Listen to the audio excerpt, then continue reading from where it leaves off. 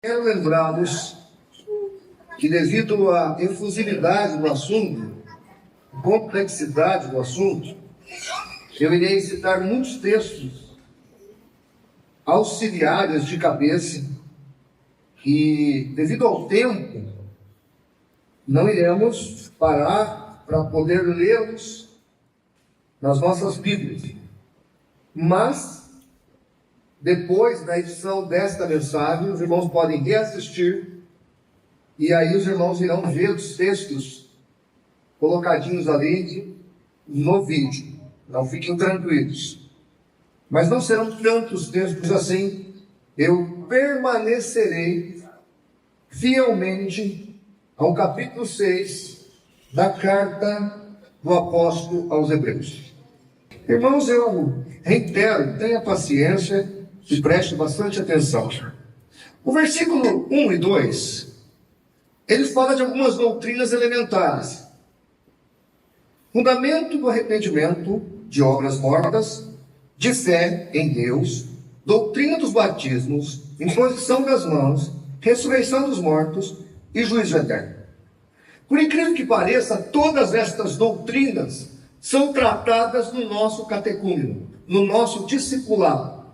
Todas as pessoas que chegam à igreja passam por esse processo. Elas aprendem como é o arrependimento em Deus, como é a salvação pela graça e não por obras, sobre a questão dos batismos, batismo em água, batismo no corpo de Cristo, batismo novo, batismo com o Espírito Santo, batismo de fogo. Tudo isso é falado, não só no catecúmeno, na EBD, também no nosso curso de teologia. Da imposição das mãos, aqui está falando dos dons espirituais que acompanham aqueles que creem, da ressurreição dos mortos e do juízo eterno. Está falando das doutrinas escatológicas, das doutrinas que tratam da morte, entre a morte e a ressurreição, no caso o estado intermediário, sobre a volta de Jesus, sobre o estado eterno dos crentes. Então todas estas doutrinas, elas são minuciosamente tratadas. E alguém outro dia ainda falou para mim: pastor, o senhor não acha que é um pouco longo demais o discipulado? Vai de 3 a 4 até 5 meses o discipulado. Não poderíamos fazer um discipulado assim mais, digamos, relâmpago, mais né? Uma coisa mais pragmática, mais funcional, mais rápido? Irmãos, prestem atenção. Hoje vamos falar de apostasia. E neste texto o apóstolo está dizendo que um dos motivos que a apostasia vem sobre a pessoa é justamente a falta de fundamentação teológica e bíblica. É a falta de princípios elementares da fé. O crente precisa entender por que ele crê como ele crê. Ele precisa tentar, pelo menos tentar aprender e explicar aquilo que a fé dele representa. A Bíblia nos orienta a dar a razão da esperança que há em nós a todo aquele que pedir. Nós vivemos uma época onde as pessoas são agregadas à igreja, mas não são discipuladas, não são orientadas. Elas não entendem por que estão ali. Muitas delas que falam bem, se expressam bem, acabam se tornando preledoras, pregadoras, pastores, e aí sai um monte de absurdo. Outro dia eu estava vendo nas redes sociais um pastor que começou a revelar uma moça assim na frente dele, que ela estava com um problema com o pai, que ela não tinha perdoado o pai dela. E aí ela falou que o pai havia morrido e ela não havia perdoado o pai. Então ele falou: eu sou seu pai, vem me dar um abraço. E então a moça abraçou ele para perdoar o pai. E ele dizia: minha filha, eu te perdoo. Ele incorporou um morto, em pleno culto. Depois ele tentou se justificar, esse pregador, dizendo que aquilo era uma tipologia, que ele só estava fazendo um trabalho emocional para tratar um trauma daquela alma doente. Mas para quem assistiu aquele vídeo e aquele momento, pareceu, sem sombra de dúvidas, uma sessão espírita kardecista. Aí nós observamos como a igreja brasileira ela anda sofrível, ela anda doente, ela anda problemática, porque não tem fundamentação bíblica, não tem discipulado, não tem Bíblia na vida dos crentes. As pessoas não são acostumadas com a Bíblia. Alguém comentou comigo, mas o senhor vai pregar os 13 capítulos de Hebreus, um por domingo? Não vai ser muito Hebreus para a igreja, não? Eu digo não. Quanto mais Hebreus, melhor. Quanto mais João, melhor. Quanto mais Tiago, melhor. Quanto mais Apocalipse, melhor. Quanto mais 66 livros da Bíblia, melhor para a vida da igreja. Glória a Deus. Se tem uma coisa que a igreja precisa, é de Bíblia. Se tem uma coisa que as pessoas precisam aprender, é Bíblia. Mas pastor, as pessoas vão ouvir os termos, a minha esposa falando disso, né? Não vão entender todos os termos. Não tem problema. A gente vai falando, uma hora a pessoa entende. Ela vai chegar em casa com o celular, vai dar um Google, vai procurar, vai ficar meio sem dormir de noite, vai chegar em casa, ao invés de assistir televisão, vai pegar o Google e falar, meu Deus, o pastor falou um monte de palavras lá, uns palavrões assim que eu não entendi nada. Aí vai procurar no Google, procura para cá, procura para lá, olha que benção. Quando chega já é 1h da manhã, você está estudando Bíblia. Eu espero que você entenda, eu vou tentar te fazer entender. Mas se porventura não entendeu, você entenderá. Agora, não é porque você está começando que eu não vou jogar aí para você uma comida boa, agradável, aprazível à tua alma. Aleluia. Tá certo? Porque você precisa de Bíblia. As pessoas precisam de Bíblia. Existe uma falta enorme de conhecimento teológico. Por isso tem muita gente desviada. Irmãos, presta atenção. Apostasia é uma palavra grega. Essa palavra grega significa mudar ou abandonar o partido que eu estava. Então eu sou de um partido, vamos usar a política partidária atual. Eu sou de um partido de esquerda. Quando eu saio do partido, eu não apostatei ainda. Mas quando eu saio do partido da esquerda e vou para a direita, ou eu saio da direita e vou para a esquerda, tecnicamente eu estou apostatando. Porque eu só posso apostatar daquilo que de fato eu fui. Essa é a ideia de apostasia. Essa é o viés que traz a apostasia. E a apostasia, ela é o contrário de metanoia, que quer dizer conversão no grego. Metanoia em grego, conversão. Eu estava indo para o inferno. Tem 180 graus e estou indo para o céu. Sofri a apostasia, agora tem 180 de novo e agora estou de fato indo para o inferno. O que é assustador nesse texto de Hebreus é que uma vez salvo, sempre salvo, irmãos, de coração, infelizmente não é bíblico. Eu sei que talvez o Hernandes, que você gosta dele, falou isso para vocês. Que pena, eu gostaria que ele estivesse certo, mas ele não está. Pastor, quem é você para falar que o outro irmão não está certo? Eu não sou ninguém, irmãos, quem está falando é a Bíblia. Eu só sou um pecador arrependido. Estou aqui disposto a te ensinar a Bíblia. E a Bíblia deixa claro que uma vez salvo, infelizmente sempre salvo não existe. Mas uma vez apostatado, eternamente apostatado, até do inferno. Isso existe. Se você ler o capítulo 6 de Hebreus, o capítulo 10 de Hebreus, você vai ver que a pessoa que apostatou da fé não voltará mais à fé. Não estou falando daquela que desanima, daquela que dá uma desviada, daquela que dá uma esfriada. Esta pode voltar. Mas a que apostata e que se torna inimiga da fé, jamais voltará. E esse texto fala de pessoas exatamente assim. Se não, irmãos, observe quantas vezes a Bíblia fala de apostasia. Lá em 1 Coríntios 8, verso 11, Paulo diz assim: olha, você está fazendo perecer por causa da comida o seu irmão. A palavra perecer no grego ali é justamente fazer-se perder. Ou seja, o texto de Paulo está dizendo que se nós não tomarmos cuidado com essa questão de testemunho e de alimentação, que naquele tempo se vendia muita comida pagã, sacrificada aos ídolos no mercado, Paulo está dizendo, por causa disso você pode fazer o teu irmão se escandalizar, e por causa disso ele pode se desviar e se perder, apostatar da fé. A Bíblia deixa isso muito explícito em todo o texto neotestamentário. E eu separei aqui, para dizer que não estou citando só alguns casos, mas outros casos. Um deles é Judas, Judas Iscariote. E alguém vai dizer, pastor do céu, mas o Judas, ele era só um cara contratado para entregar Jesus, não é verdade? Irmãos, quem ensinava isso era um grupo de religiosos chamado gnósticos. E foi recentemente, até pela National Geographic, reproduzido o livro de Judas, do século III. Não é o Judas da Bíblia, nem o Judas traidor, mas é um livro gnóstico. E nesse livro, Judas é o grande herói do cristianismo gnóstico, porque ele vai lá e entrega Jesus, porque ele queria fazer Jesus vencer. Não é isso que a Bíblia ensina. Judas não era um cara contratado para trair Jesus. Quando a gente lê Mateus 19, 28, nós vamos ver o próprio Cristo olhando para os 12 apóstolos e dizendo: vocês se sentarão em 12 tronos e julgarão as 12 tribos de Israel. Jesus prometeu um trono para Judas.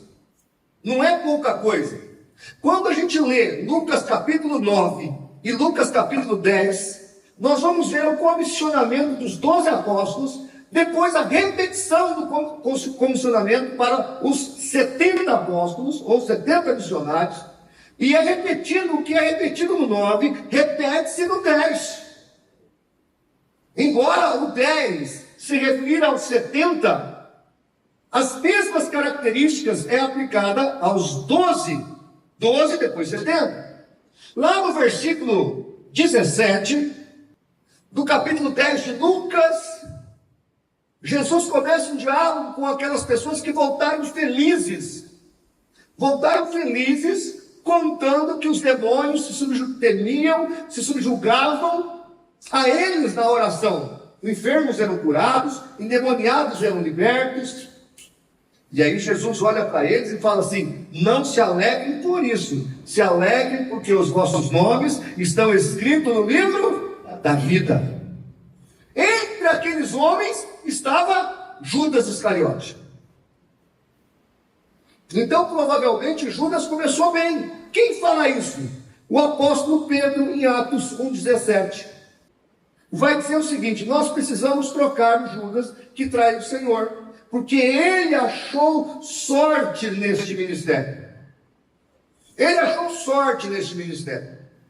Então não há dúvidas que Judas é um exemplo de uma pessoa que apostata da fé. Uma pessoa que abandona a sua crença, que abandona a sua esperança. Alguns acreditam que Judas era zelota, e Judas era de um partido mais político, e ele queria que Jesus lutasse com um cavalo, pegasse uma espada, e como descendente de Davi, cortasse a cabeça dos romanos. E como Jesus não fez isso, alguns conjecturam que Judas começou a esfriar, e ele então apostata da fé. E tem um fim trágico. Ele se pincha de um enforcamento de uma montanha, a corda se quebra, sua barriga bate nas pedras da montanha, corta ali aqui na altura da barriga do umbigo, suas vísceras caem pelo chão, e a morte de Judas é terrível. Mas esse homem perdeu uma das oportunidades mais espetaculares que um ser humano poderia ter, de ser discípulo de Cristo até o fim, de estar no céu, sentado em tronos para julgar as tribos de Israel. É o que a Bíblia está nos ensinando. Um outro exemplo de apostasia é um dos pastores do próprio Paulo, discipulado por Paulo, auxiliar de missões de Paulo. Gente, é uma pessoa que não era pouca coisa. Lá em Colossenses 4,14, lá em Filipenses 1,24, Demas está junto com Paulo, assinando as cartas, se despedindo dos irmãos. Demas era pastor auxiliar do apóstolo Paulo. Mas lá no texto de 2 Timóteo 4,10, Paulo diz que Demas abandonou a fé. e abraçou o presente século. Como Paulo repete lá em 1 Timóteo 1,19, alguns naufragaram na fé. E lá em 2 Timóteo 4,10, ele fala que este que abandonou e naufragou é Demas. Demas. Um homem verdadeiramente que auxiliava Paulo, que andava com Paulo e acabou naufragando na fé. Depois nós temos um outro exemplo, e esse eu vou pedir para vocês abrirem suas Bíblias, 2 de Pedro, se a minha auxiliar lá em cima puder achar o texto e colocar na tela, 2 de Pedro 2, diz a palavra de Deus: e também houve entre o povo falsos profetas, como entre vós haverá também falsos doutores ou mestres, que introduzirão encobertamente heresias de perdição e negarão quem? O Senhor do quê? Que os resgatou, trazendo sobre si mesmo repentina perdição. Irmãos, prestem atenção. O texto que nós acabamos de ler, está escrito que estes homens negaram o Senhor que os resgatou.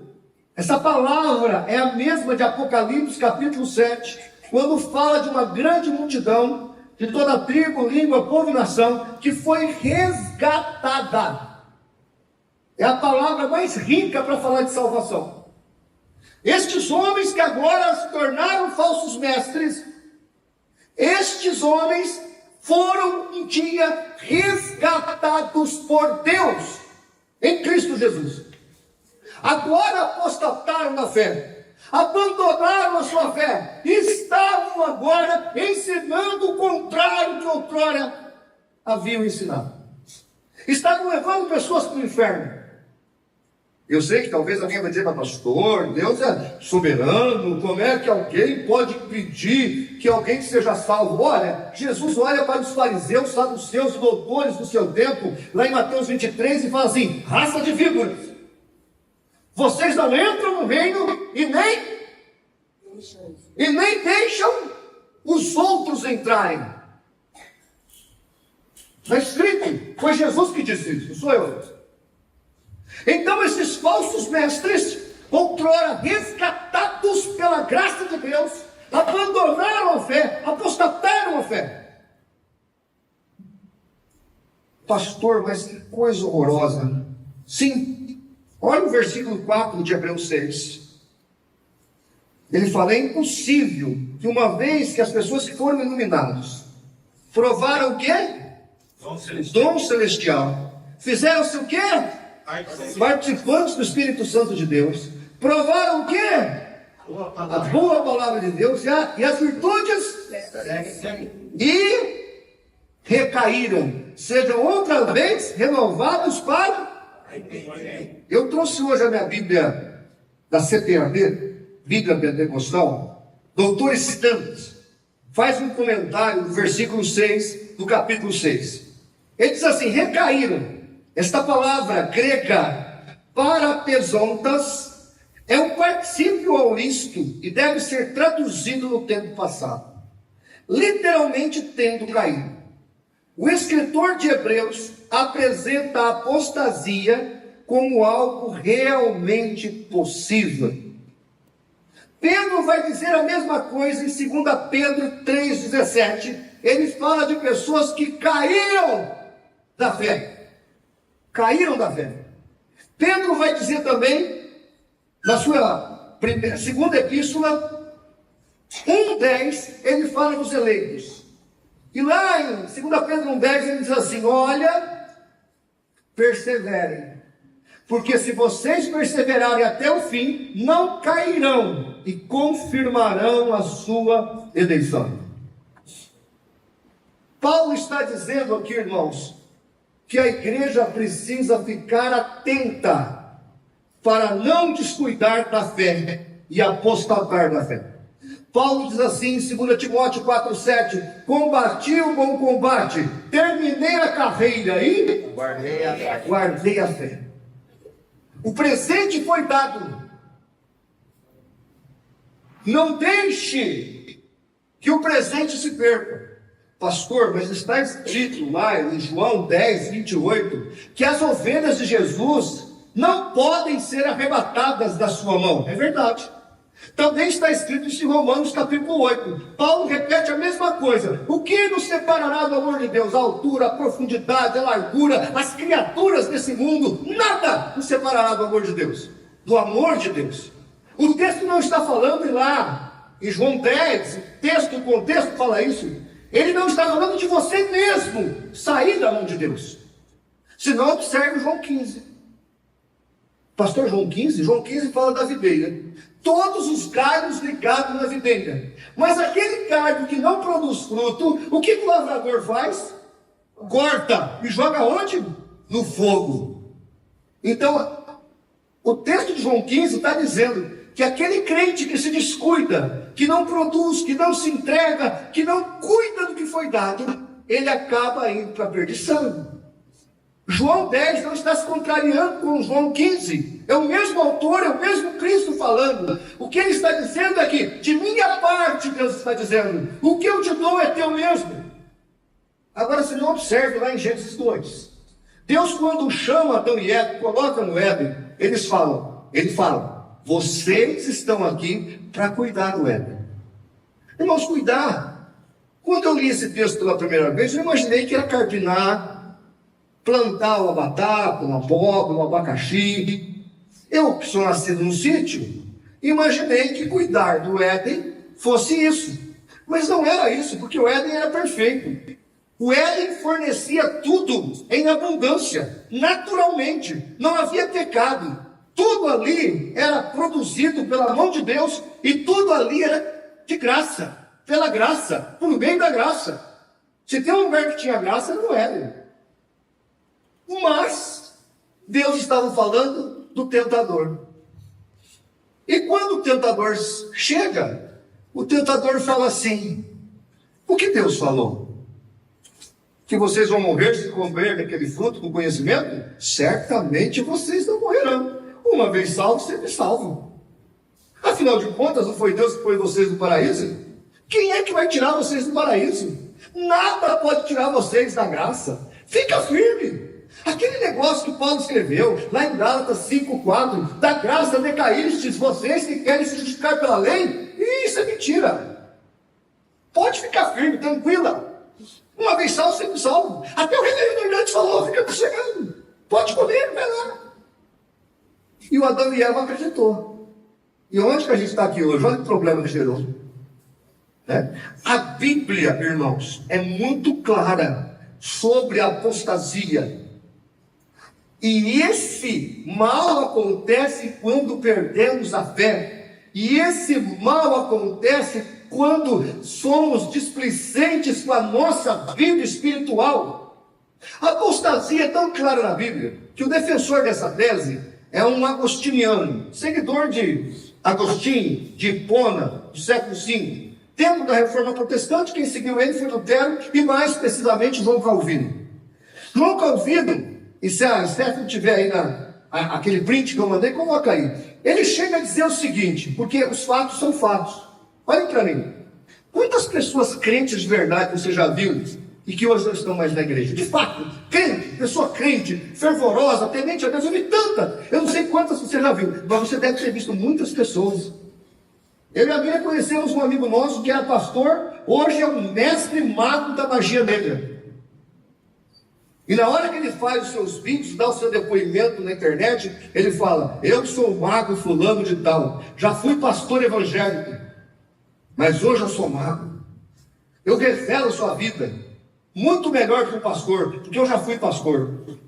Veja, um pastor que pregava a Bíblia, que ensinava sobre Jesus, hoje virou um bruxo. Como o reverendo Caio Fábio, que hoje é mais um feiticeiro do que propriamente crente em Jesus Cristo.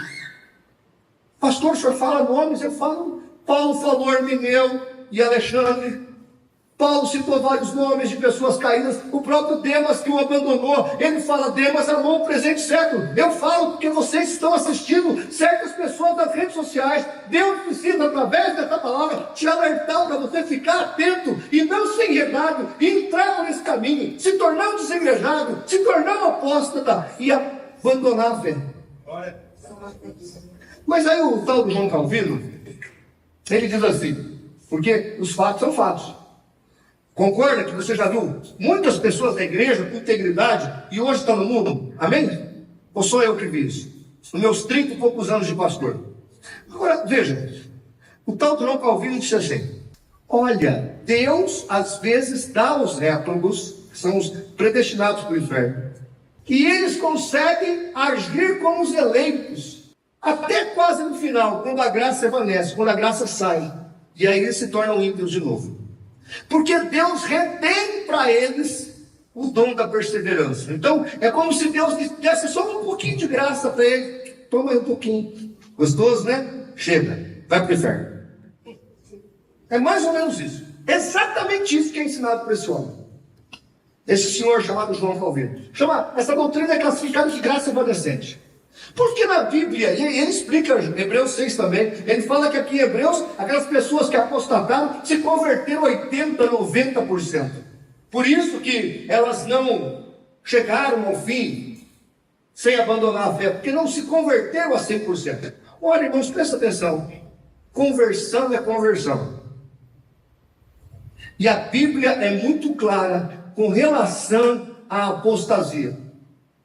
A Bíblia fala de apostasia no capítulo 4 de 1 Timóteo, no capítulo 4 de 2 Timóteo, no capítulo 2 de 2 Pedro. A Bíblia fala de apostasia, e eu não estou nem citando o Velho Testamento. Porque o rei Saul foi escolhido por Deus, profetizou entre os profetas, e como é que o rei Saul acabou? Quem é que lembra como é que o rei Saul morreu? Suicidando-se em cima da espada do seu auxiliar. O rei Saul foi visitado pelo Espírito Santo. O rei Saul fazia parte da aliança. O rei Saul, claro.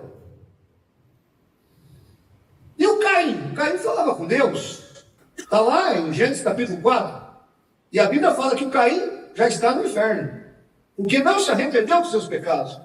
Matou o seu irmão e não houve arrependimento. Então, irmãos, prestem atenção. A Bíblia deixa claro que nós temos que perseverar na fé. Olha aí o texto bíblico. Hebreus 6, verso 9. Mas de vós, amados, olha o que o apóstolo está dizendo. Olha, esse pessoal aí teve um grupo que apostatou da fé de fato. Um grupo que abandonou a fé de fato. Um grupo que realmente virou as costas para Deus. E ele fala: mas de vós, amados, esperamos coisas melhores. Irmão, olhem para mim. De você eu espero coisa melhor. Por isso que eu estou pregando essa mensagem. Eu não quero que você apostate. Porque sabe uma das coisas mais terríveis que eu entendo? É quando existe um perigo e as pessoas não alertam. Você recebeu um presente de Deus. Adão tinha recebido. Você recebeu um presente de Deus. O que Deus está falando? Cuida do que eu te dei. O calvinístico Dr. Augustus Nicodemos disse assim, achei lindo esse texto dele. Ele fala assim: irmãos, apesar de sermos calvinistas, ele diz, acreditem em todos os alertas que a Bíblia dá sobre o perigo de perder a salvação, que assim você vai ser o eleito mais seguro. Eu achei muito bonita essa frase dele. Ou seja, vocês são calvinistas, mas vivam como arminianos, porque é muito melhor.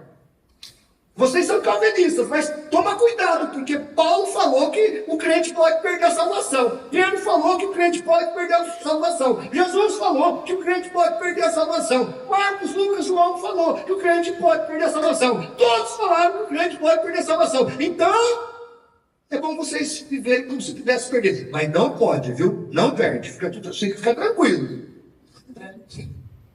Irmãos, por isso que lá em João 3,16 está escrito assim no original grego: Deus amou o mundo de tal maneira que deu seu Filho unigênito, para que todo aquele que nele continuar crendo tenha a vida eterna. E olha, o que eu estou dizendo está aí no versículo 9. Olha aí o texto. Esperamos coisas melhores. E coisas que acompanham o quê? Coisas que acompanham o quê? A salvação. Ainda que assim falamos. Que coisa é essa que acompanha a salvação, irmãos? Que coisas é essas que tem que acompanhar a salvação? A fé. A fé.